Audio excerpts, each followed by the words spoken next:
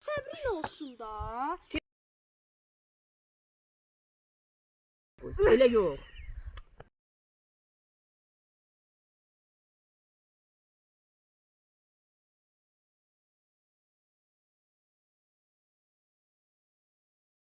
Ayak. 3, 2, 1.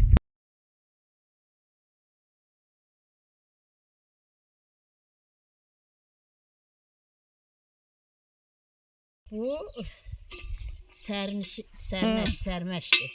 Bax köhnə göstərəcəm. Nənə, ay nənə, başdan təzədən de ki, bu sərnəşdir. Orasını kəsəcəm. Fərməş dedin. Nədir bunun adı? Sərniş. Denən ki, sərnişdir Hə, bu. yaxşı. Toxuyurdular.